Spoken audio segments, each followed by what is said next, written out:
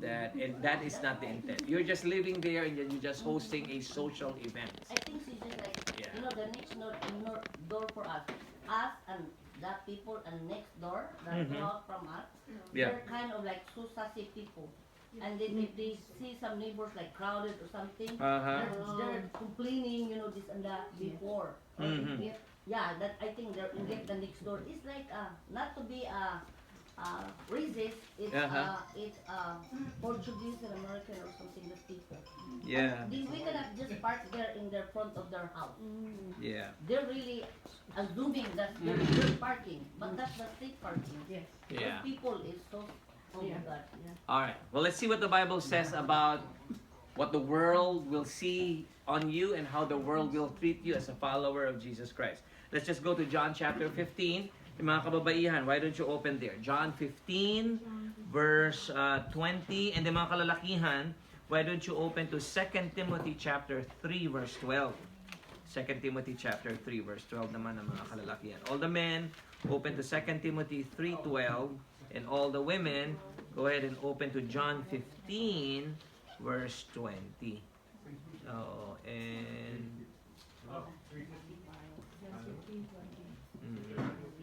Second Timothy, what? 2 Timothy 3:12. Oh, 3:12. Yeah. All right, let's start with the ladies. Okay, ladies, why don't you read your John chapter 15, verse 20. Let's just read 20 first. Ready? All the ladies, John 15:20, begin. Remember the words I spoke to you. No servant is greater than his master. If they persecuted me, they will persecute you also. If they obeyed my teaching, they will obey yours also. 21. And they will treat you this way because of my name. For they do not know the one who sent me. 22 na rin. If I have not come and spoken to them, they would not be guilty of sin. Now, however, they have no excuse for their sin. Verse 23. He who hates me hates my Father as well. And if I have not done among you what no one else did, they would not be guilty of sin. So what did we just read about? Okay? Jesus said, by the way, that's red letter, meaning it's Jesus speaking. And underline this because this is a very good assurance for you. How would I know that you are a true follower of Jesus Christ? It says in verse 20, if they persecuted me, they will also persecute you.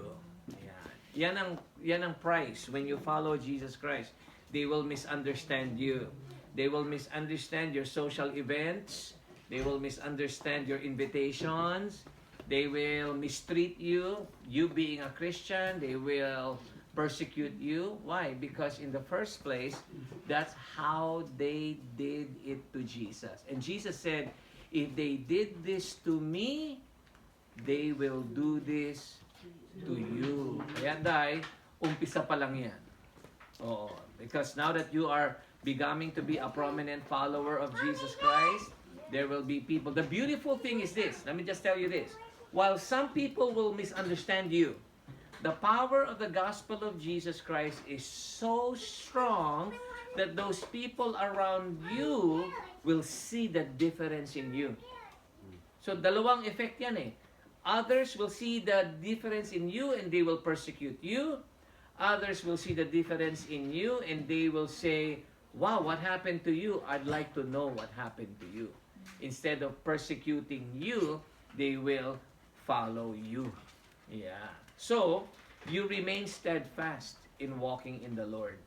Because I know that somehow, some of us will say, Pastor, kita mo, when I was not a Christian, I have a lot of friends. Now I'm doing Bible study and all my friends are now telling me, they're telling me different things.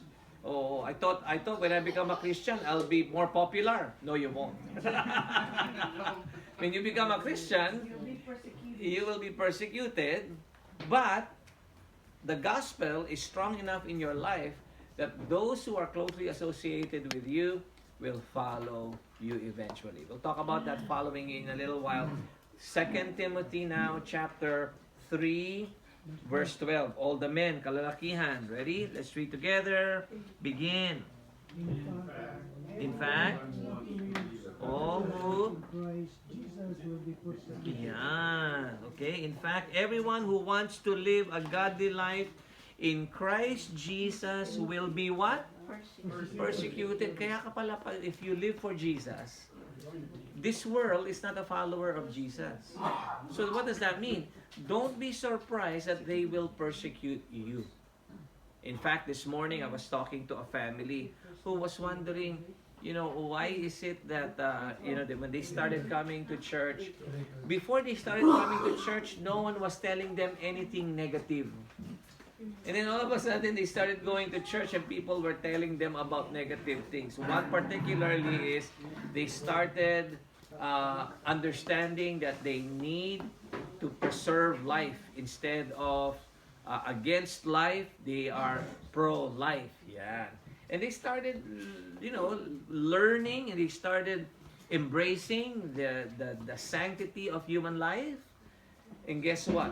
Before they became Christian, no one was bothering them. Now that they are Christian and they said, we're going to embrace life, people are mad at them and against them because some are not pro-life or in the preserving of life. So here's the thing.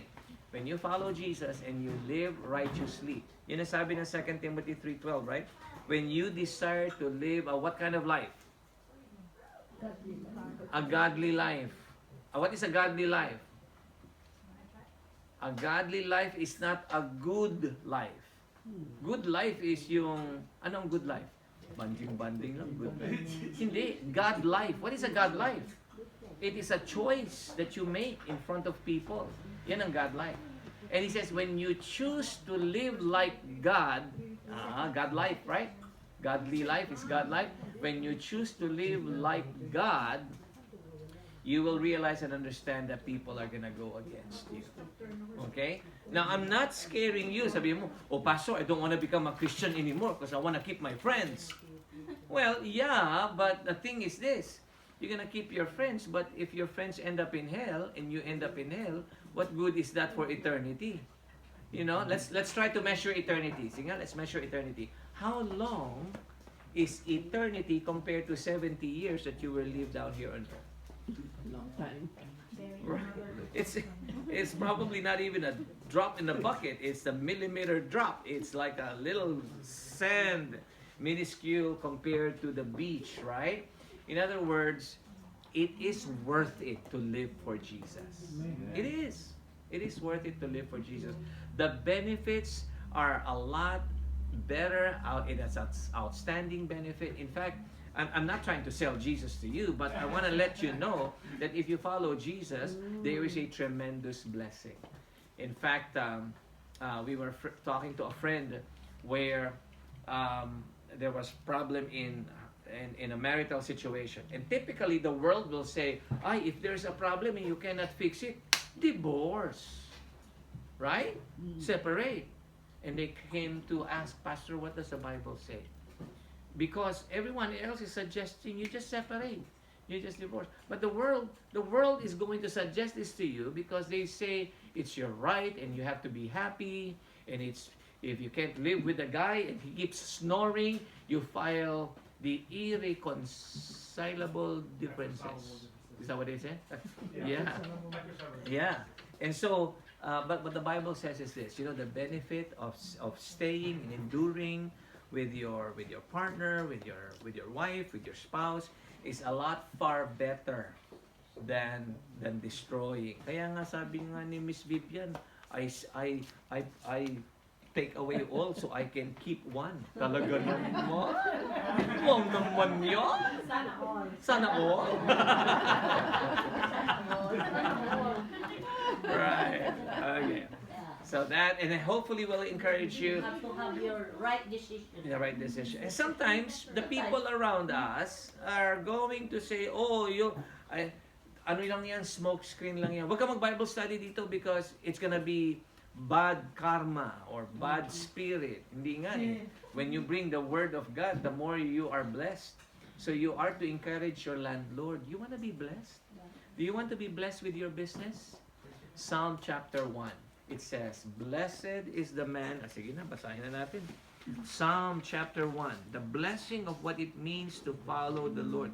Sige nga, Pastor, ano ba yung blessing na yan? Sabi doon, the one who does not walk in the world, the one who does not follow the world, nor sit in the sinners. Verse 2 said, but his delight is in the law of the Lord. And in Psalm 1, verse 2, sige, when you open there, you read with me, okay? Psalm chapter 1, verse 2. Basahin sabay-sabay. But his delight is in the law of the Lord, and on his law he meditate day and night. Who is this person? This person is the one that allows Bible study in his house. Right? What happens to that person? Verse 3. He will be like a tree planted by the streams of waters. Its fruits will yield in its season. Its leaf will not wither, and whatever he does will prosper. So, here's a question to you.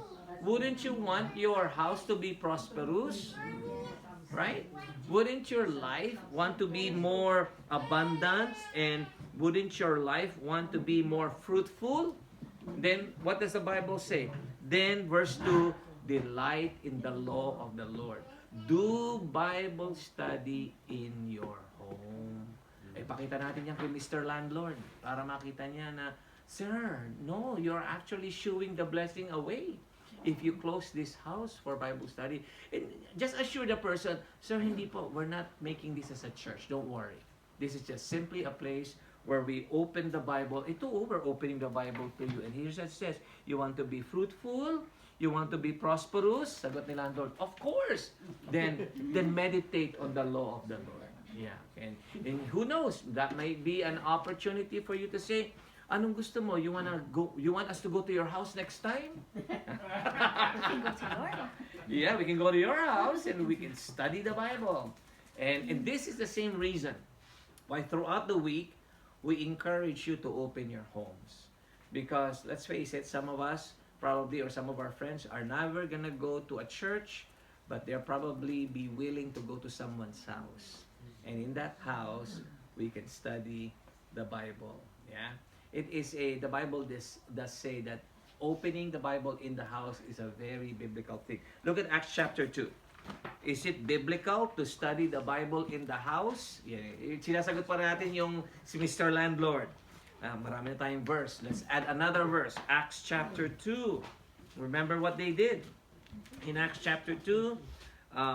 And the Lord have blessed the gathering of the people. Verse 46.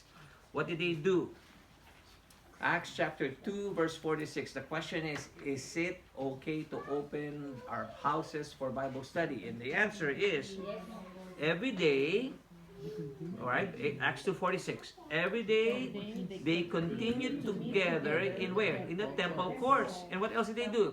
And they broke bread in their homes and ate together with glad and sincere hearts. What else? Praising God and enjoying the favor of all the people. And the Lord added to their number daily those who were being saved. So the church gathered together, studied the Bible, not only in the temple courts, but in someone's house. And in the house, hindi lang sila nag-aral ng Bible. They also broke bread. Sa atin, we serve rice. May bread din tayo. Okay ba? They broke bread. And then, they were sincere in their hearts. They worshiped the Lord. And then, what did God do in those homes? God brought people, the number of people of those that would be saved. Isn't that interesting? That the number of people were not added in the temple, in the church. The number of people were added in the house. Kaya nga, one of the strongest evangelism place is your home. Because when people see the change in your house, they are drawn to the beauty of Christ. Amen? All right, so hopefully we've answered this issue and we'll continue to pray for Manong. What is the Manong's name? Manong Baduy? let's see, ating landlord. We'll just pray for Uncle Landlord. Yes. And Uncle, we are praying for you. Auntie, we are praying for you. And sooner or later, you know, the Lord has mysterious way to speak His truth to people. Can I just encourage you that? Sometimes people will not listen to the way we speak to them. But sometimes God uses the instances of their life to speak loudly to them. To speak loudly to them. When I was in California, we have teenagers that would come to church on Friday nights for youth night. And this one particular night, a lady named Jennifer brought her boyfriend.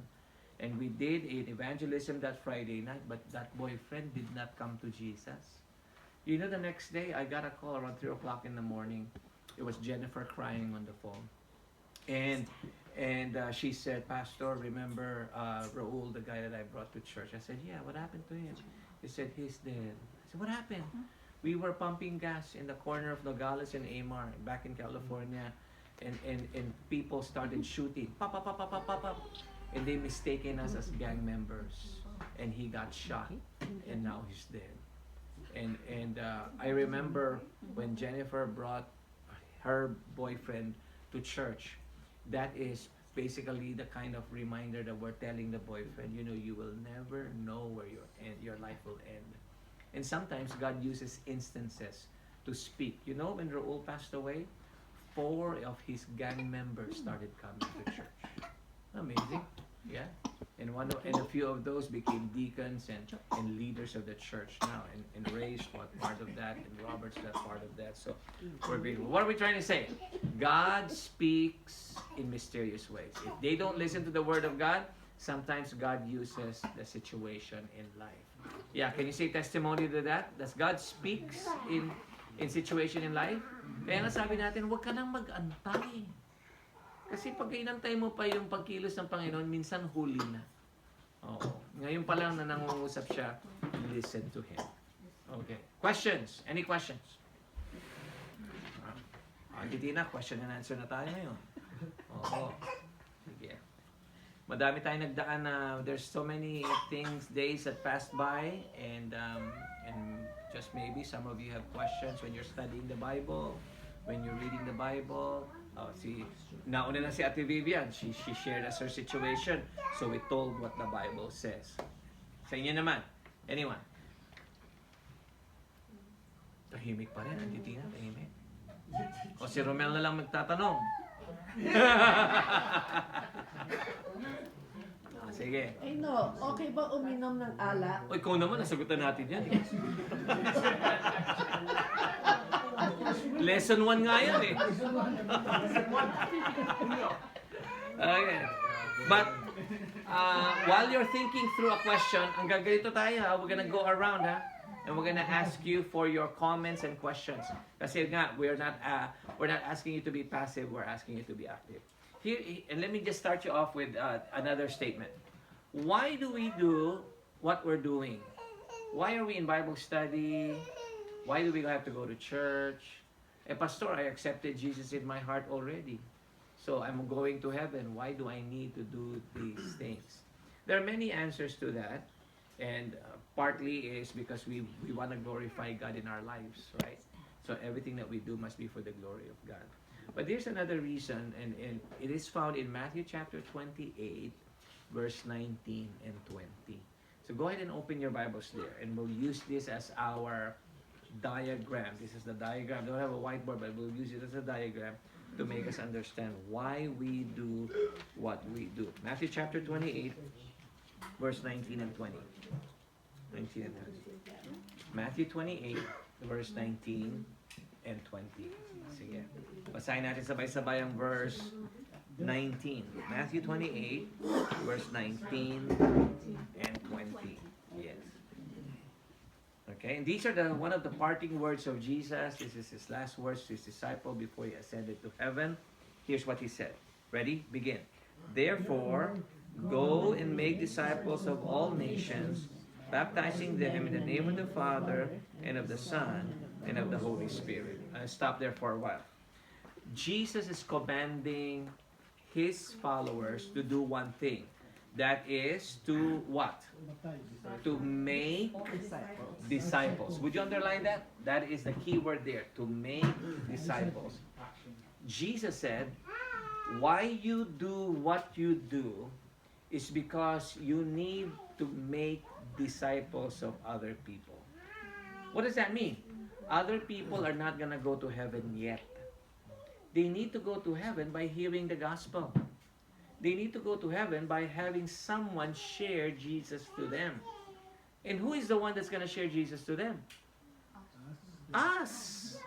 This is why you do what you're doing today.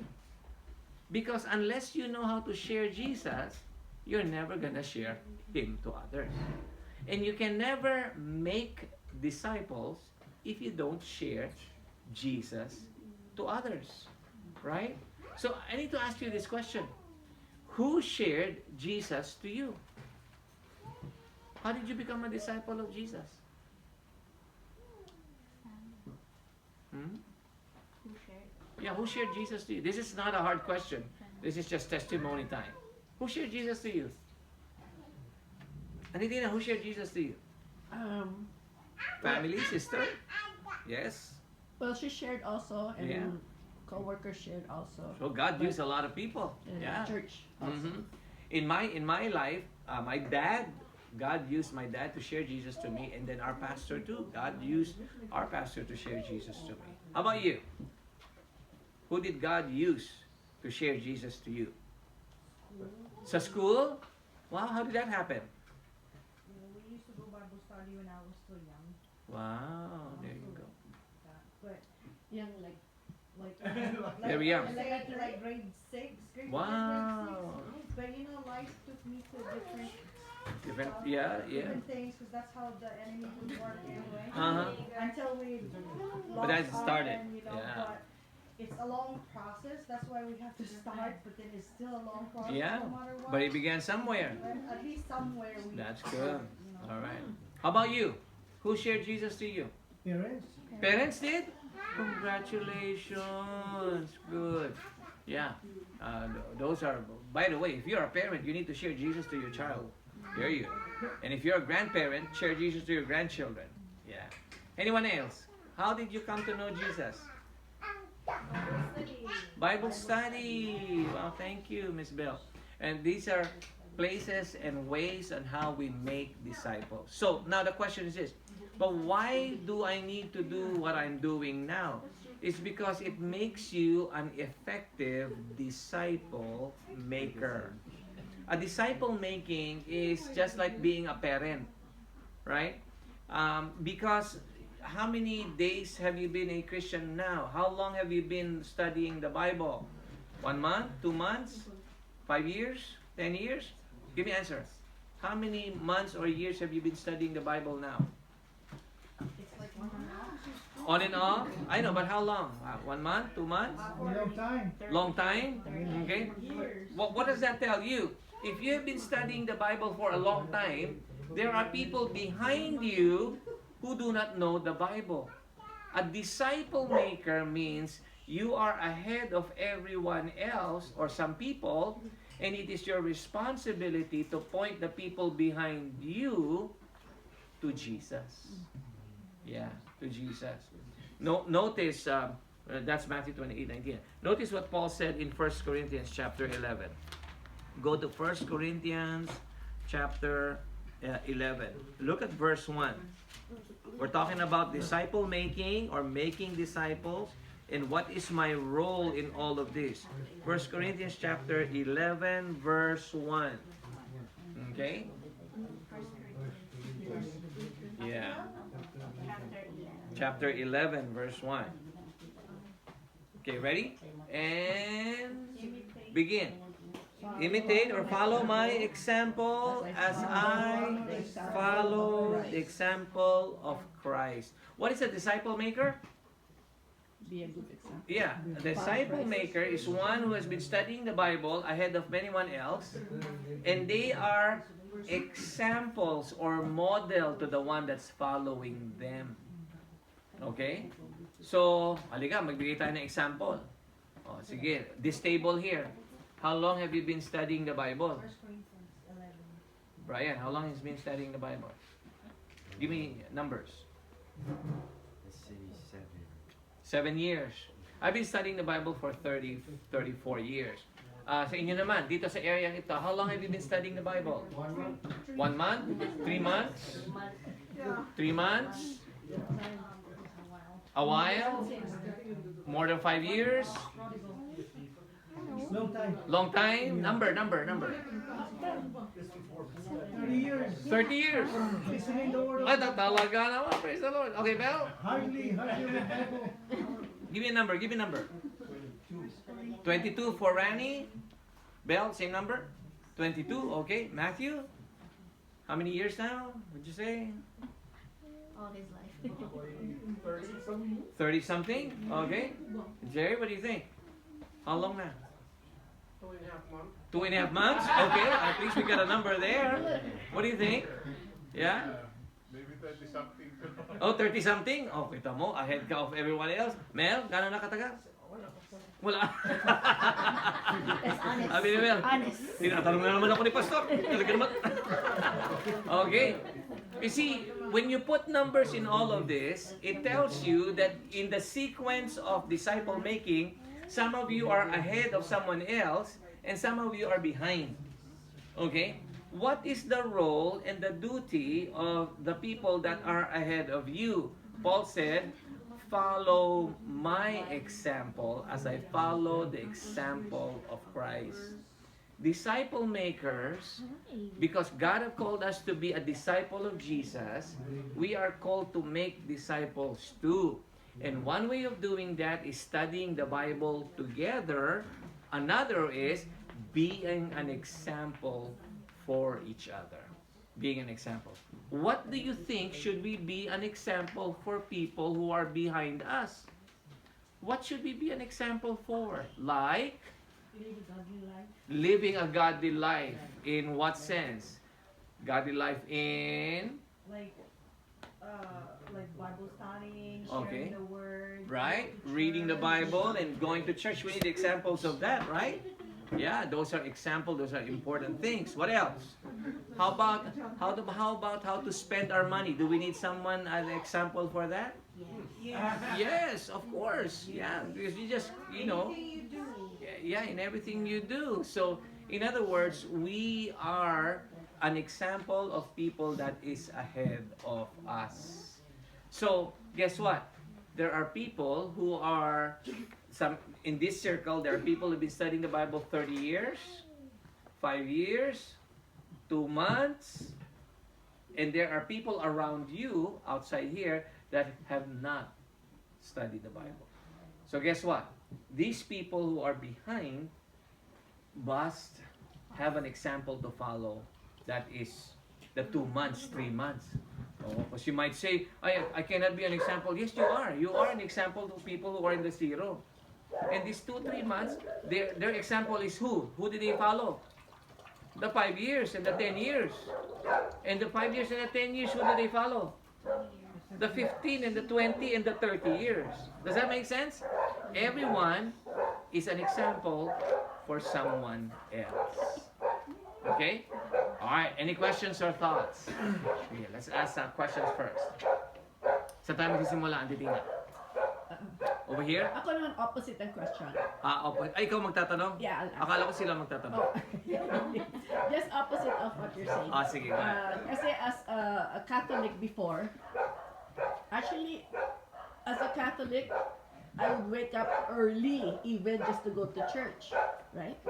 Go to church, sit in church, go home, go the next day to church, sit in church, go home. So, but biblically, because you're saying when you receive Christ, you go to church to study God's word, okay? But before, I did not know Christ, but I went to church because I was reared up that way. So, but I realized that it's just going to church on itself is not biblical. It's Okay. will not save you. So, ito yung illustration ni Auntie Tina. Before she became a Christian, without knowing the Bible, she is a churchgoer. So far, so good? Okay? Sino gusto mo? Uy, Jaeger! Let's go, Jaeger. Come on. Let's go, let's go. Let's go. Come on. Follow, Jaeger, follow. Oh, naku. Naku po. Mas gusto niya may Sige na. tao. Okay na. Alright. Here's her point. Before she became a Christian, she was religiously going to church. Okay? Now that she knows the Bible, what should be her attitude towards the church? Let's just put a number on it. Before she became a Christian, she was attending the church and on that level of 0 to 10, 7. Okay? Now that she knows the word, on the level to 0 to 10, what number should she be in attending the church? Should she go lower? Higher. Why higher? It should be higher because then when she understands the Yeah. true word of God, it's truth in there. Okay. Good for yourself, for your spirit, for everybody else when you share it. But then when she used to be in Catholic church, only to go to church in the building, to just be there, but there's no sense of like what's your belief. Right. How you believe in the word of the Lord when you just wanted to go over there because it's like habit, Sure. Yeah. you know. It's not even very in your scary to heart, go to it's not church. the attitude, it's not about your character, it's not how you live as a godly, but just to show that you're going to church. Sure. It's like it's showing that you're religious but you are not godly, because that's a different thing. Understood. Yeah, that's, And I'm with you on this, but I'm trying to give you an exercise because some of us might have the idea that now I know the Bible, right? And you don't know what changes is going to happen in your life. So the best way to see it is, what were you doing in the past? If in the past you did not know the Bible and you're coming to church and you are in the ratio of or the level of 7, kasi you come to church all the time. Ngayong Christian ka na, you're right. It should not go down, right? What does the Bible say about love the Lord your God with all your heart, with all your soul, with all your mind? What is the idea there? The idea is we love not just half, right? But we love God even more. Okay? It is the great commandment of our Lord Jesus Christ to tell us that we are to love God. In the Bible verse it says that love God with all your heart, soul, and mind. Okay? In other words, not just half, not just ratio, but even more. Matthew chapter 22, verse 37. Go ahead and open there. Matthew chapter 22. While you're opening there, you have to ask the question, what was my life before and what should my life be today? Matthew 22, verse 37. verse 37. Mm-hmm. In what way should your life changes? That's the question. Okay, dati ganito ang buhay mo. Ngayon naman, papaano ang pagbabago? Okay, let's read together. Ready, begin. Jesus replied, love the Lord your God with all your heart, with all your soul, and with all your mind. This is the first and the greatest commandment, and the second is like it. Love your neighbor as yourself. All the law and the prophets hang on these two commandments. Oo. Auntie Tina, hindi makita yung Matthew. Pakitulong naman. Makikita rin yan. Matthew 22. Ang kapal kasi ng Bible eh. Kaya huwag kang mag-alala. Mahanap din natin yan. Matthew 22, verse 37. So, okay, again, let's put it in a frame of mind. If before my spirituality is in this level, now that I have Jesus in my heart, my spirituality should be better than before. Okay? If in other words, if before my level of going to church is on 7, now that I have Jesus, my level of spirituality level should not be lower than 7. It should be higher. Why? Because it is now all your heart, all your soul, and with all your mind. Dati kasi half lang eh. Diba? Okay. Katago na eh, kaya matapang na eh. Pag lumabas ulit yan, biglang kayo. Okay. Ganun talaga yun. Oh. Biglang tumapang, nawala eh. Ganyan yung mga asawa minsan eh. Wala yung misis ko. Ako ang hari dito. Pagdating ng misis, hi dear. That's the only thing you can say. The only thing you can say. Okay, so let's put it in the framework again. Before I became a Christian, my level of spirituality is this. If I became a Christian, my level of spirituality should be better than this. Hindi pa atras, paabante. Ano ang prinsipyo? Because before you were only doing it half of your heart, half of your soul, and half of your mind. Minsan ninanakawan mo pa. Minsan wala pa. Oo, minsan wala pa. Kasi bankrupt ka. You don't know the Bible, you don't know anything. You're just doing it. You're empty. Now that you are full with knowledge, with Bible, and everything, your life should be better than before. And if your spirituality is in level 5, then you should not go level 4 after you become a Christian. That make sense? Okay, kailangan mas abante pa. Okay. Alright, good. I guess, Tapos ka na. Tapos na. I'm just kidding. I guess, yeah, go. my going to church before was worthless Uh-huh. because I did not have Christ in my heart. Right, right. Yeah. So even if you go to church without Christ, it's nothing. Yes. Yeah. And now there's more purpose for it. Now I have Christ. There is There's a- significance and there's reason. Now Yes. you know the why. Kaya nga when you come to church before, ano ka lang, nasa pintuan ka lang, you're just at the door. And you're just waiting for peace be with you and also with you. Go ahead, Manny. I think you have Christ. I mean, even if you're Catholic, but it's the wrong Jesus Ah, that you the direction is different. Yes. it's not the Jesus that the Bible Mhm. is teaching, Mhm. because the Catholic Church they have the salvation is not really just Jesus. You have to work. You have to work hard Yes. for your salvation. They have certain sacraments to do before you get saved. Well, in the Bible, the only thing you have to do is to accept Jesus, to believe in Him, and to repent your sin. That's it. Simple. Very good. Good point. Very good point. There's now meaning to what you're doing. There is a purpose to what you're doing.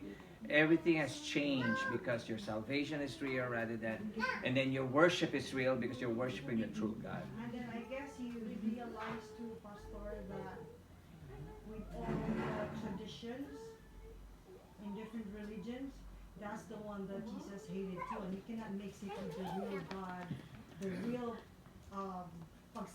pagsasamba kay Lord, Mm-hmm. you know, at saka i-mix mo yung paganism dahil yung belief is traditional. Sure. I-mix nila. Jesus hates that. The Mm. Lord hates that because He wanted to, for us to serve Him alone. Yeah. You know, we Mhm. cannot make any graven image or Yeah. anything or any likeness of anything. Sure. You know, so only Him, and He's a jealous God. So if you go to church that has paganism, tradition, hindi pwede. Ayaw niya yan. Right. So He hates that.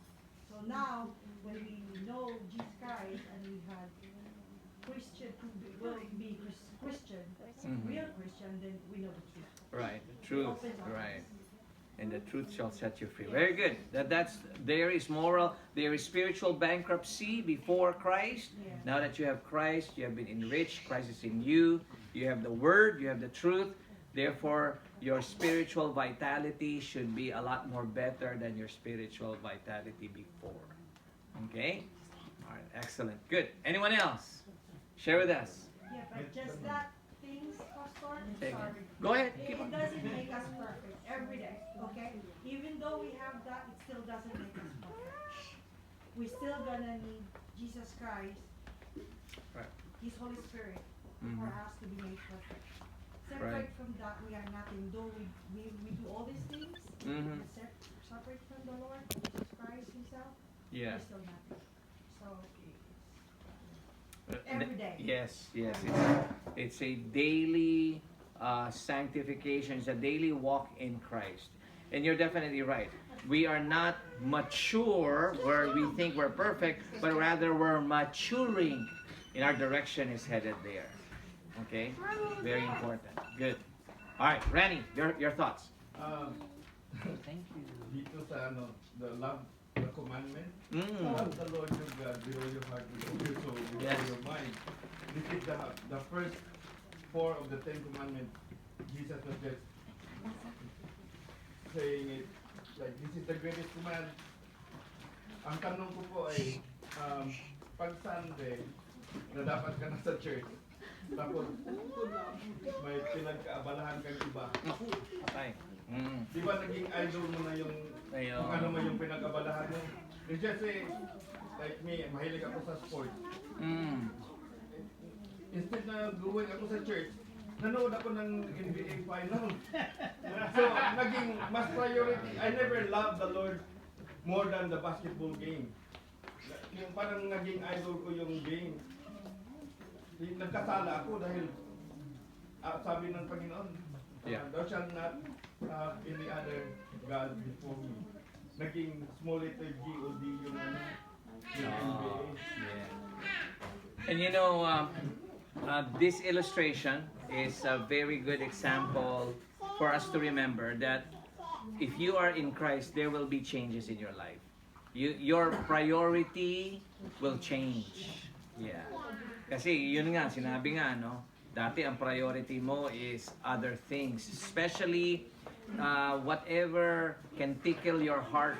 Oh, yun yung mga kalaban ng ating ano. Pero when you become a Christian, you try to safeguard your core value. And what is your core value? That you are an individual that falls to worship before the Lord. And as a local church, we encourage you to do that on the day of your worship in the local church. That is the expression of your testimony before God. 2 Corinthians 5:17. Alam niyo yung verse na yan. Okay? 2 Corinthians 5:17. Yan. Oh, very strong passage. And Be in Christ, He is the new creature. Old things will pass away. Yes. Behold, all things will become new. mhm. So, yeah. Sige, basahin ni Athena. Punta tayo sa 2 Corinthians 5. Yeah. Sige, good. Yeah. 5:17. 2 Corinthians 5:17.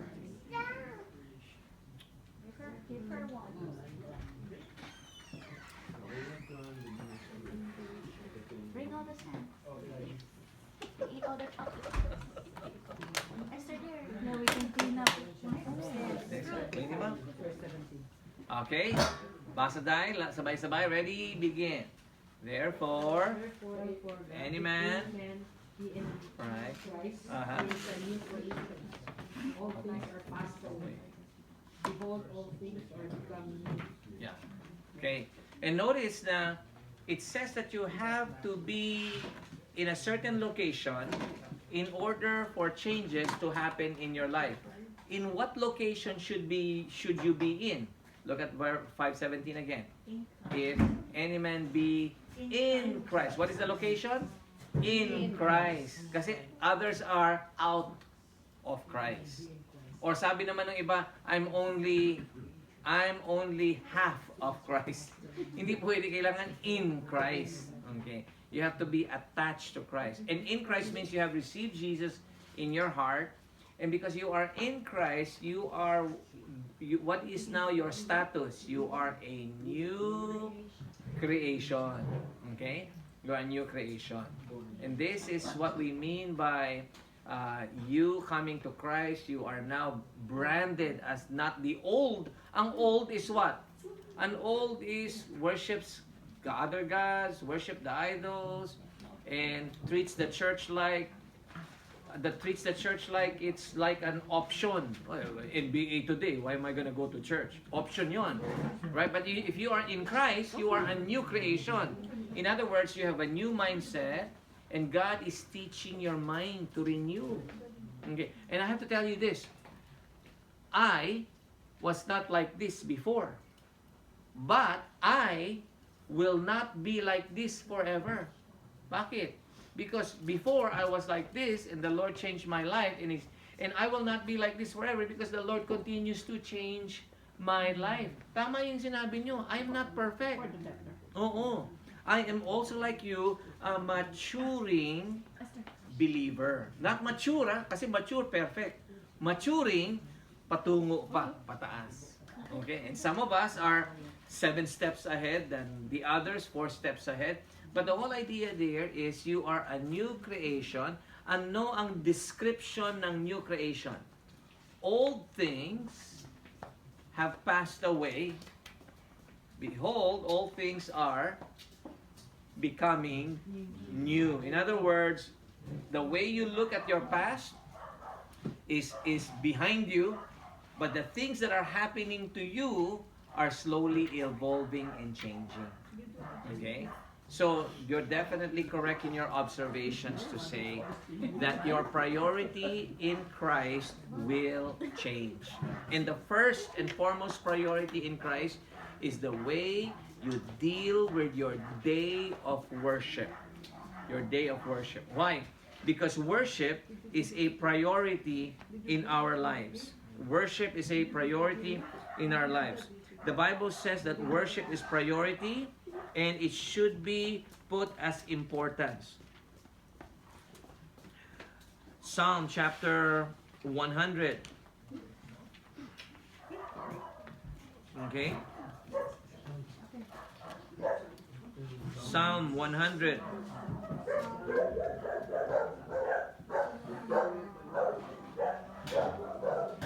Psalm 100 says what? Shout for joy to the Lord. Worship the Lord with gladness. Right. Come before Him with joyful songs. Mm-hmm.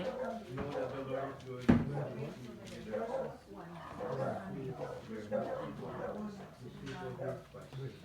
O, tingnan Psalm 100 kila ate sa likod. Manipis kasi, manipis. Yeah.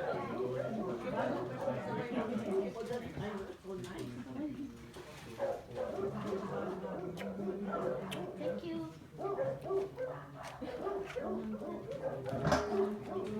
Okay. The attitude for worship. Shout for joy. Pag worship na tayo, kakaiba talaga ng ibang klaseng araw kasi pag Monday to Saturday, we are sad. Trabaho na naman. Pagdating ng linggo, we shout for joy. Oo. Monday to Saturday, ganyan ang dinig sa atin. Ow! Pagdating ng Sunday, iba. Hallelujah! Ano naman ang Sunday? Shout for joy. Hallelujah. Oh, hallelujah. Verse 2, worship the Lord with gladness. Kaya talagang may pagbabago talaga. Ang Sunday mo, you look forward to it. Okay? And yes, I realize that some of you do work. Kaya nga, when you become a believer, we start telling you, you should Like this every day. you should be like this every day, and you should prioritize your worship to the Lord. Prioritize your worship to the Lord. Now, notice, come before Him with joyful songs. Okay? In other words, from Monday to Saturday, you do your thing, but on Sunday, you come before Him. There is a crescendo in your day. Pagdating ng Sunday, you could not wait. This is why when new believers come, we always suggest, ask your boss to give you a day off. Or ask your boss if your Sunday morning can be off and you can come on Sunday afternoon for work. Parang man ganon. Because your, para kang ano eh, parang yung bang God have already created in you the desire to worship, and if that's not happening throughout the week, then you are just crunching it and you are keeping it down. You should not, right? Anong mangyayari? What happens to a person if they bottle up their excitement? Anong mangyayari sa taong yan? Pagka hindi nila pakita yung tunay nilang nararamdaman sa kanilang puso. Oo, masira ng ulo yan. Oo, kaya kita mo tayo, sipunta mo para tayo sira ulo. Para ka sira ulo pag hindi ka mag-worship ng Sunday. Oo, kaya mag-worship ka ng Sunday. You prioritize that. And then what else? Look at verse 3. Know that the Lord is God. It is He who had made us. Verse 4. Enter His gates with thanksgiving and His courts with praise. Give thanks to Him and praise His name. Why? For the Lord is good, and His love endures forever. His faithfulness continues through all generations. A Christian prioritizes his day of worship. He enter into the gates with thanksgiving. That's why we encourage you, find a church close to you to worship. Bible-believing. A Bible-believing church. And I don't know why you have to look. There's one that's where Randy come from. It's a very good church. I heard the pastor is good there too. Visit him. Very handsome. What's the pastor name? I have to know. I have to know. Yeah. So, prioritize. Why? Because if you are in Christ, you are a new creation. How new? Dati-dati you do half things, you're half heart. Minsan no heart pa nga, no soul. But now, all with all your heart, with all your soul, and with all your mind. And because that gets contained from Monday to Saturday, on Sunday, it shouts out with a crescendo. Yeah, kaya nga naman, pagka sa church, pagdating mo, pag kumakanta ka, baliwala, basta wala ka sa tono, okay lang yan. Kanta ka lang. You shout it with a great crescendo. Sabi nga natin, may boses o wala. Katulad ni Romel, wala masyadong boses. Pwede rin kumanta, di ba, Romel? Pwede. O, kita mo? Yeah. And you give it to the Lord. Okay? Excellent. These are good questions. Anyone else? Let me pick one more. One more. It's already past our time. Anyone else has got a question or thoughts? Oh, sige, go ahead, Jerry. Tanong, Oo. kasi dati, sinabi sa Biblia na bawal ipakain yung dugo. Is this different? Question ko lang. Very good. Is different from now. Very good So, question. ngayon, pwede na ba? Oo. Dinuguan. Alam mo, pwede lang yan kung may buto. Pag wala, huwag mo isira. It's a very good question. Gusto maliwanagan. Yes. Very good. Alright, so, sa lumang tipan, Yeah. when the children of Israel were coming out from Egypt, and remember, this is the story how the Lord gave the book of the Ten Commandments, and after the Ten Commandments, the Lord explained it to them and what they could and they should not eat. And the reason that is in three places. The first one is because practically they do not know hygiene. They just came from Egypt. They're in the middle of the desert, and they need to guard themselves physically to be healthy.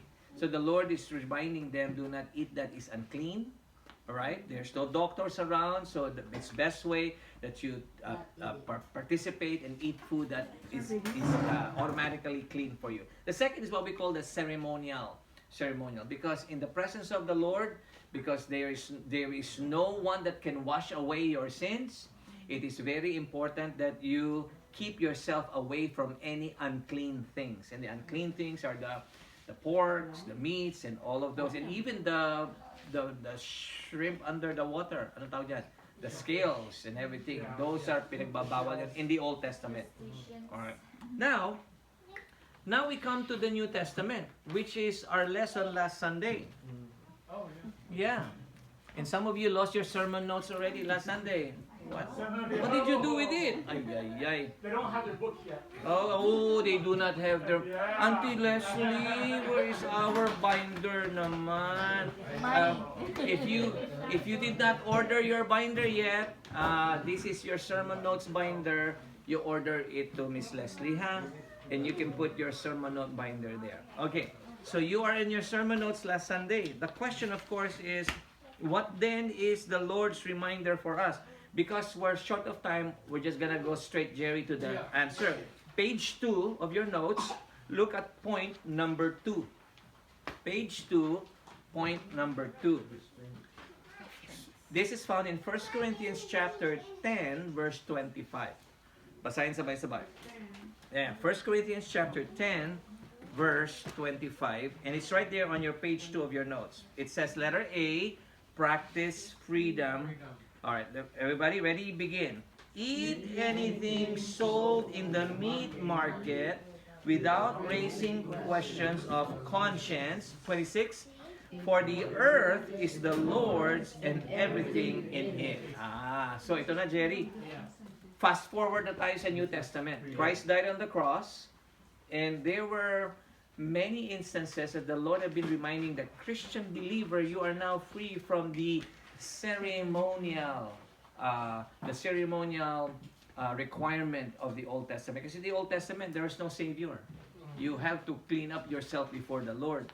And the animal sacrifices will be done, but it's not enough to make you clean. So you have to be doing this. Now Jesus Christ died. And now that Jesus died, the people now are pointed to Christ. And those that pointed to Christ are given this freedom. What is the freedom?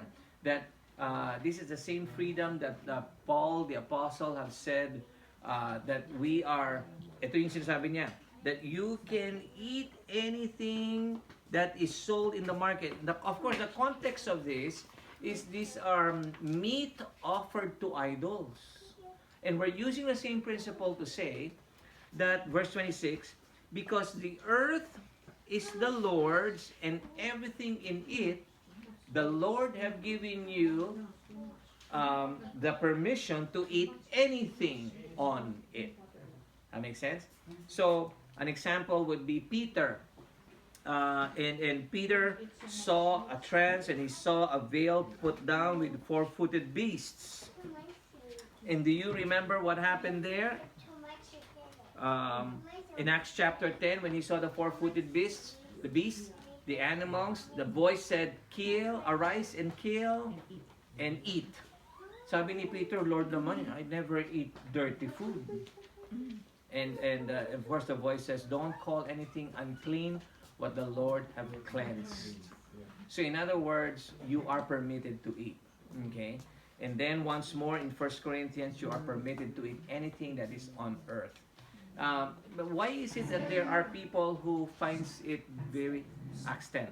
Why is it that there are people who finds it difficult to eat anything they want? It's because they still look at the Old Testament as a binding regulation for their spirituality. With us believers, we find Christ as our binding regulation for our spirituality. And who is Christ? Christ fulfilled the law so that you do not have to, because you cannot in the first place. So Christ fulfilled it for you. Now whoever trusts in Christ is free. That's why Paul is saying in the book of 1 Corinthians chapter 10, everything is permissible for me. Okay? Alright, so we'll leave it to that point and to say that you are permitted. There is no confusion in that. But there is a requirement. Ito ang requirement. But you have to give thanks. You have to give thanks for what you eat. Diba? Yung mga sabi sa verse? But if somebody gets offended, I guess. Oh yeah, we'll talk about that later. But the whole point here is you are able to, and you are to give thanks to the food that you eat. Okay? Yan ang requirement. If you do not give thanks, and you share. If you do not give thanks to the food that you eat, you cannot eat. So ang Christian pala always give thanks to the Lord when they eat. And share. Does that make sense? The reason I'm pointing this to you is because if you are a believer in Jesus, you must thank God for what He had given you. I know that people would say, oh, but somebody already prayed for it, you just eat. I'm okay with that too. But I'm just saying, not because somebody gave thanks about the food, doesn't mean you also give thanks. So I suggest to you that even though somebody prayed for it already, Yeah. And when you get your food and you sit down, say a little thank you to Jesus. Yeah, and it's okay. It won't hurt him if you pray again. Jesus won't say, ikaw naman, you pray na naman again, and somebody already prayed. No, no. I bet you Jesus would be a lot more smiling when he sees a grateful and thankful heart. Okay. And by the way, what is the lesson about last Sunday? What is the lesson about last Sunday? Title? It's holding back for the sake of others. Yung iba hindi matitisod. Kasi minsan we act so independently as a Christian. Hindi mo na ako mag-attend this Sunday ha because I'm gonna do whatever I need to do. Naku, na-offend na. We take our Christian liberty to the extreme that others get offended. What does Paul say? Practice discipline in your Christian life. Okay? Anong discipline? The discipline in the Word. Hindi mo pwedeng sabihin, I don't have to read the Bible today. Hindi naman ako kikidlatan. Oo nga, yeah. The Lord will not, the Lord will not put wrath on you, but it doesn't mean you have to take your Christian liberty to that extent. You have to pray all the time. You have to come to church all the time. Because these are the disciplined Christian attributes of our life. Diba? Discipline na yan. Here, a good example of discipline. Don't you teach your children that when they get up from their bed to, what do they do with their bed? fix their bed. Yeah. How do you fix your bed? Yeah, you fold the blanket. Yeah. So we call that discipline. What else how else do you discipline your children and teach them what they do before they leave the house? What do they do before you pray? And then what do you do with your body? Take a bath. Of course, you want your kid to grow up malinis. Hindi lalabas ng bahay nakataas ang buhok. Good hygiene. At bigla nagsabing, "Hi!" Ano ba? Hi na yan. Pastor, Mabaho. Okay. Go ahead. can we open our Bible in Acts 15? Go ahead. Acts 15:20 and Acts 15:25. And Acts 15:25. Yes. Uh-huh. Yes?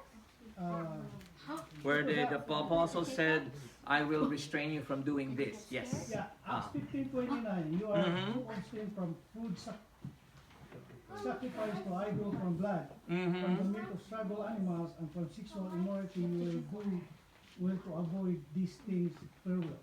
Okay, good. Now let's look at the context of it. What was going on in this time? The apostles and the church leaders in other places have come back to Jerusalem. And they're telling that Jerusalem, the Jewish Christians, the Gentiles are being saved. The Jewish Christian says, well, if they're getting saved, then they have to be circumcised. Explain first what Gentiles are. Alright, these are the non-Jewish Christians. No? May mga Jewish Christians who are the people that obeys the Ten Commandments and the Ten Commandments given to them. These are the Jewish Christians. And they started hearing that the non-Jewish Christians, the Gentiles, have started becoming like a Christian.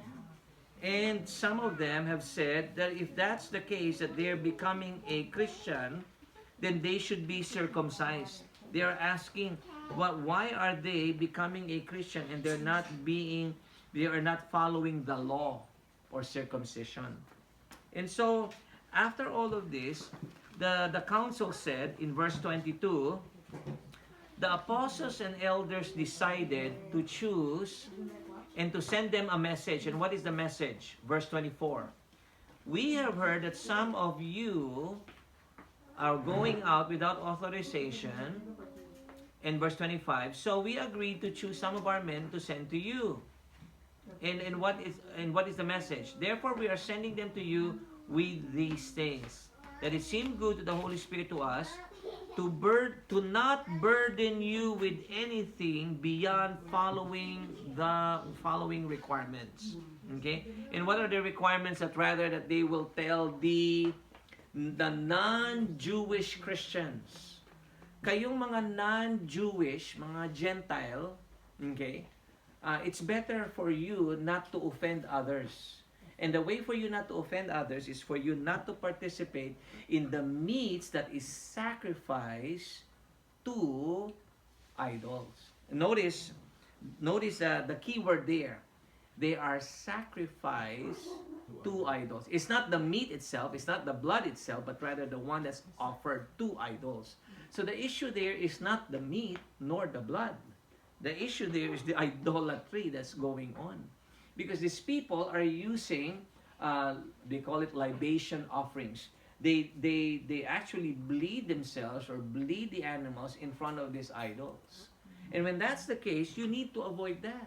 You need to avoid that. And not only that, you avoid everything else that is offered to that, which is the strangled animals and everything. And what else do they do in the temple of Aphrodite? Orgies, sexual immoralities that goes on in that temple. And Paul is saying, if you want to stand out as a true believer in Christ, it is not the circumcision that some of these people are saying, but rather it's avoiding what's happening in the pagan temple. Right? That's the context of that. Because if this is a universal reminder that we are not to partake the way they're saying, yes, Paul would not say that in the book of 1 Corinthians chapter 10. And also, Peter will not have an experience of that in Acts chapter 10. So 1 Corinthians 10, Acts chapter 10 tells you something opposite to this. Kasi kung ito ay universal law for you to follow now, Acts 10 and 1 Corinthians 10 will also say the same thing, but they say something different. And because they say something different, Acts 10, you can eat four-footed beasts. Sinong sinabihan? Si Pedro pa nga, apostle. 1 Corinthians 10, I can do whatever I want, eat whatever in the earth of the Lord, eat whatever. You got Acts 10 and 1 Corinthians 10. But then when you come to Acts chapter 15, it says, do not eat anything that is strangled with blood. You missed. What did you miss? Offered to idols. Now the context becomes a lot clearer. So, Acts 21:25, Pastor. Yeah, go ahead. Go ahead and read. As for the Gentile believers, we have written to them our decision that they should abstain from food sacrificed to idols, from blood, from the meat of strangled animals, and from sexual immorality. Right, which is the same as Acts 15. And notice, to whom was the command given to? Gentile Christians. It's there to say, in other words, not to all Christians. If this is a universal command, it will be to all Christians. But because this is a specific command, it's said to the Gentile Christian. And because it is isolated and it is specific, it is in reference to the context of it. And what is the context? The offering to the idols, the strangled animals, and the blood libation, and also the sexual immorality that goes on in the temple. So then it goes back to that same context. So what did we just do? Number one, we looked at the context immediately of what is happening. Instead of pulling out the verse and interpreting it the way we want it, we put it back. Not because a letter that you receive, when Tina receives a letter and then the letter says, si Bong ay napakapangit. Maniniwala ba si Tina kaagad? Yes. Hindi.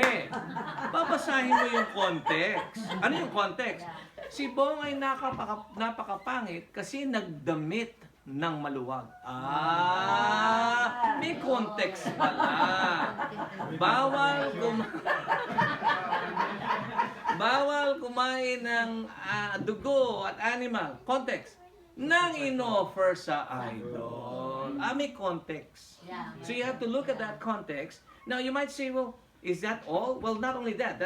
That's one approach. The second is, kailangan talaga inline yung ating biblical hermeneutics. The next in line is, what does the rest of the scripture say? And because this is a New Testament, we look at Acts 10, Peter, encouraged to kill and eat the four-footed animals. And then we look at 1 Corinthians 10. By the way, 1 Corinthians 8 and also 10, 1 Corinthians 8 says, an idol is nothing. Therefore, it is okay to eat any meat that's offered to an idol. But you do not do this excessively to offend the believer. That is now the universal reminder. The universal reminder is not to partake of the meat, but the universal reminder is not to partake of the meat that will offend other believers. Yes. Which is, in your sermon notes, that is point letter B of second page. Ito yung sinasabi ni Tina a while ago. Verse 28, 1 Corinthians 10:28. Kasi you're definitely right to say it did not end there. Right? You can eat whatever you want. You can drink whatever you want. You can watch movies whatever you want. Your salvation in Christ Jesus is all secured. However, verse 28, but if someone says to you, this has been offered in sacrifice, then do not eat it. Right? So when do I eat? When there's no one that's gonna get offended. When do I not eat? When someone says, I'm gonna get offended if you eat that. Then do not eat for the sake of the one who told you and for the sake of conscience. Does that make sense? This is where we say that even though tayo mga Kristiyano, we can eat whatever we want, kasi nga we are under grace, we still are not going to eat whatever we want, especially when somebody gets offended. Kaya minsan from time to time in a church gathering, and I see some meats offered that or dinuguan offered, and I know some of people might get offended. We always ask the question. We ask around, may ma-offend ba? Kung wala naman, just leave it there. Yeah. We don't make this a big introduction because we know it's not a big issue among Baptist churches. But from time to time in a gathering, when I do pastors' conferences, and when we're out there in the mission field, we are very careful of what we eat and what we do. All for the purpose of what? So that we practice restraint so that others will not get stumbled. Ngayon, balik tayo sa atin. When is this principle applicable? Kasi mag-i-end na tayo ng ating Bible study. When is this principle applicable? Sabihin mo, Pastor, is that only applicable to the meat and to the blood? So what should you do? You are now gonna get your phone. To the drinking. Hang on, wait, Auntie Tina. You are now gonna get your phone, and you're gonna put it on a camera, and you're gonna look at the QR code behind your sermon notes. Everybody do it. This is how we're gonna close. Pastor naman, you keep on saying we're gonna close. Hindi pa tayo nagko-close. Sige, ito na talaga. Close na tayo. Okay. Get your phone. Scan the QR code. Okay? And when you scan the QR code, it's going to point you to a website. There. Go ahead and click that website. And then it's going to open to you at least 15 to 18 items that you as a believer need to watch what you're doing, because not everything you do is beneficial and edifying and glorifying to God. Okay?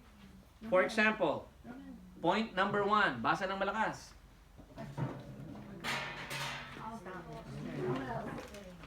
Sino babasa? Dito muna tayo. Ikaw naman, Auntie Tina, dito mo. Talaga si Tina. Okay, I'm sorry. Here you go. Okay. Okay, good. Alright, you ready? Okay, who wants to read number 1? Oh, I'm sorry. Brian. Oh, you got it? You got it? Okay. Okay. Leslie na lang muna. Leslie, go ahead. Read, Leslie. Loud. Which one? The first one. The first bullet. Loud. Oh, alcohol in social settings. A believer has freedom to drink but chooses restraint or abstinence when discipling a younger Christian with a past of addiction or when hosting unbelieving neighbors where clarity of witness matters. Yung palang pag-inom din pala ng alak, wala pala sa Bible, hindi naman pala pinagbabawal. Bakit ang mga Christian hindi umiinom? Because we practice restraint because there are people that are watching us. Hindi pala tayo hindi umiinom dahil bawal. Kung hindi tayo umiinom dahil mahal natin ng mga tao. Baka sila ay matisod. Could you imagine if I sit down and all of a sudden, pahingi nga ako ng gin? Could you imagine what the rest of you will say? So I restrain myself, and then it says we restrain ourselves for our unbelieving neighbors. When clarity of witness. Alright, number 2. Leslie, read. O, sino na ba? Brian, read. Entertainment and media places. Not everything is sinful, but some content dulls spiritual appetite or confuses newer believers. Yeah. A discipler creates choices publicly and privately to build, not blur convictions. Yeah. Kasi sometimes, when you open your phone, you can watch anything you want, right? Yeah. You can watch any comedian you want. You can watch any Netflix you want. But the question is this: are they helpful and healthy for you?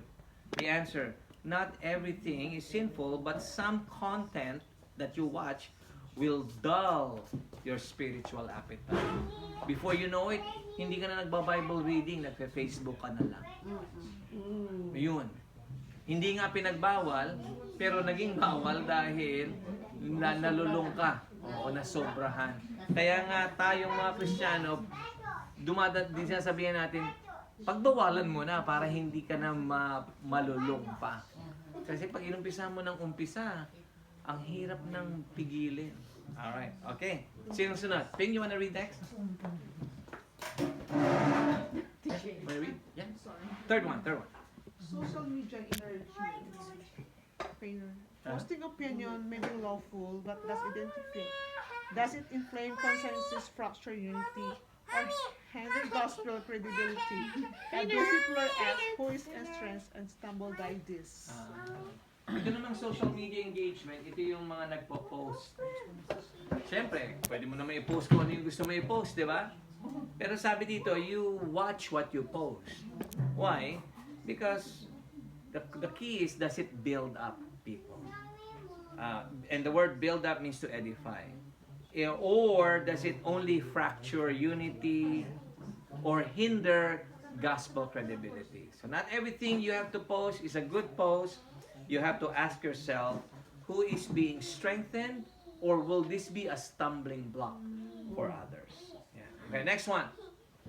Cultural celebrations, holidays, participation can be neutral, yet in certain contexts, family backgrounds, former religious ties, it may violate conscience. The discipler differs freedom to protect another's spiritual stability.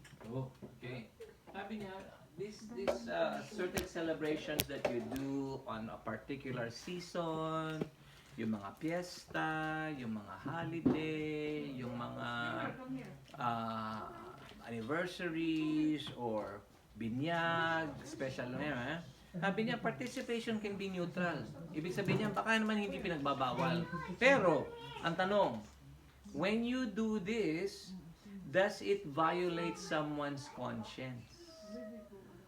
Ginawa mo nga, tapos sabi ng iba, ba't mo ginagawa yan? Na-violate yung conscience nila. Instead of you explaining it to them, Paul said, then practice restraint. Because you are the mature one. You are the maturing believer. Rather than the person that you are leading to Christ. Okay? Next one. Dining context, modern parallel, to me offered to idols, eating in environments tied to a co-worker's former beliefs or practices. Freedom is real, but so is the message participation sends to that person. And that actually speaks to what we were talking about a while ago, about the food. You may have the freedom, but if it is going to disturb someone's faith and someone's movement to come to Christ, you want to practice restraint. Freedom is real, he says, but your message for others is also real. So you watch what you eat. All right? Okay, good. Next one. Lifestyle and luxury spending habits, no explicit prohibition, yet choice can either model self-denial and generosity or subtly disciple others into materialism. Sorry. Mabigat yan. sinasabi doon na you can buy whatever you want to buy, you can spend your money the way you spend it, but the way you live your lifestyle might may be an expression of sacrifice or luxury. Oh, and that's why that's why I haven't bought my jet plane.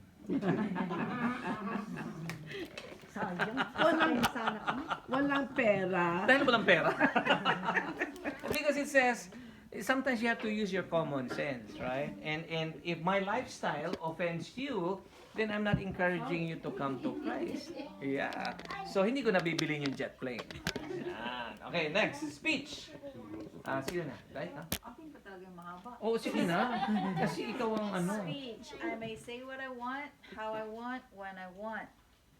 In business meeting, council meeting, phone conversation. But I think about what I say, or I change my tone. I hold back my tongue and not say anything at all for the sake of others moving forward. So when someone says to you, hey, it feels like you're not yourself, you didn't say things, or wow, your tone was different then, or I really thought I could have said this because I know you.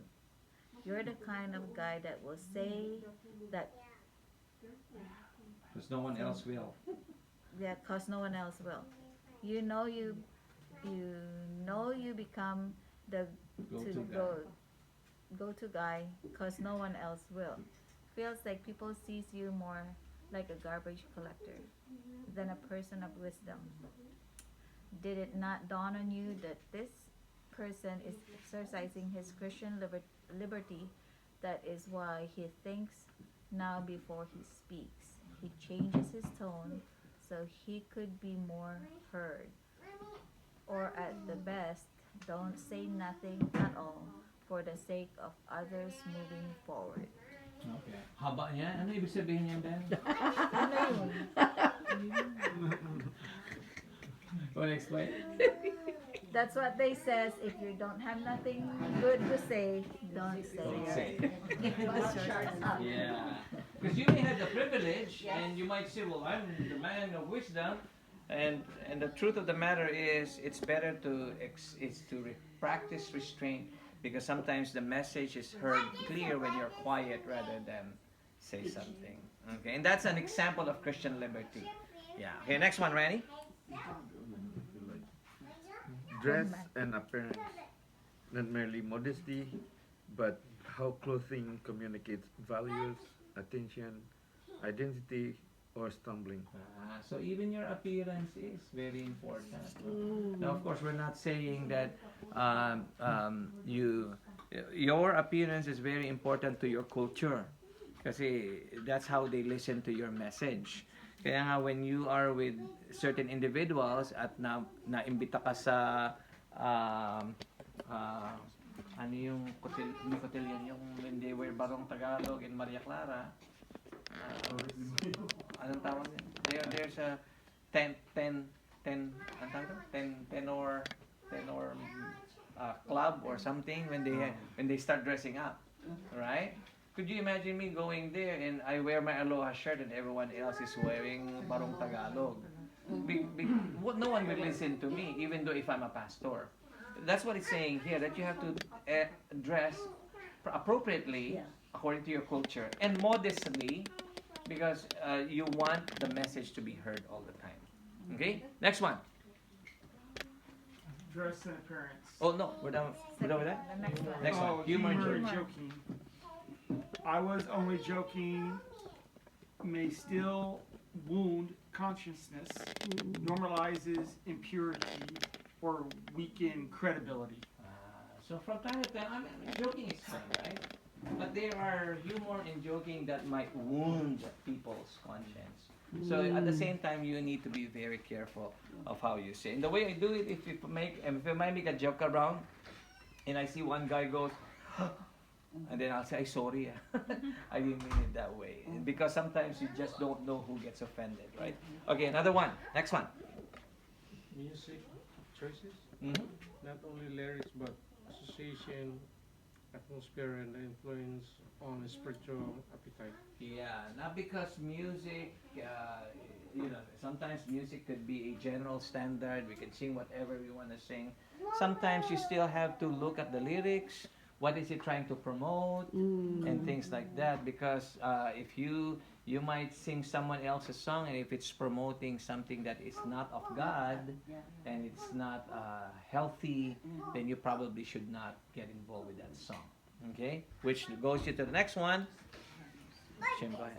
Online presence and digital conduct, comments, arguments, reports, memes, and online behavior that may inflame rather than edify. Alright, this is quite the same as the social media engagement. That sometimes your posting, your online presence might become a discouragement to other people. So, listen, you cannot dictate everyone's consciences, and you cannot dictate everyone's response. And if somebody asks me, oh, Pastor, I need to make a stand and therefore post this, I say, make a stand, sure. But do know that you are going to get some whiplash and some backlash to it. And if you get the backlash, just man up. It's okay, just man up. Okay? Especially we live in a very volatile, politically kind of environment. Everyone's putting a label with everybody. It seems like you can't post anything anymore without being misunderstood. So I just say, just be careful, number one. But number two, if you're going to make a post, just make sure you stand your firm ground and explain when somebody gets else offended. And that's the best you could do. Yes. All right? And on and on.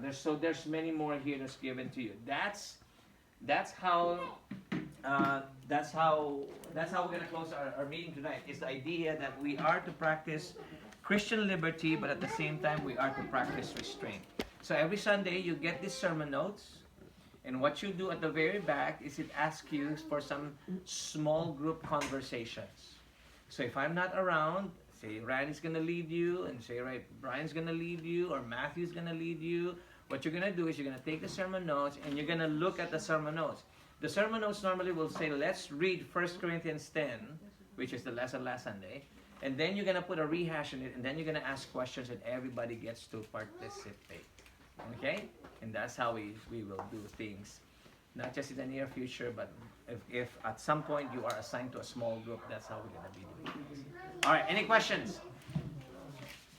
Boy, we covered a lot today, yeah? Thank you for being here. And what I want to encourage you is we're not going to be able to meet in the next few weeks, Belle, because...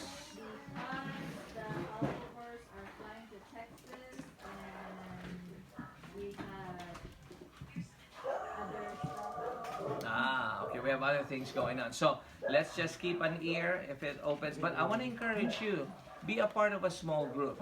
Friday nights, Uncle Randy, invite them, go ahead. Friday night, we have a Bible study at the church, the fellowship hall of the 15th. Yeah. From 7 to 9. It's a good Bible study. We have a good teacher too. Speaking, and I teaching the Bible study. Okay. All right, I know we're taking a break from Thursday, but do know that we want you to still grow in the Lord.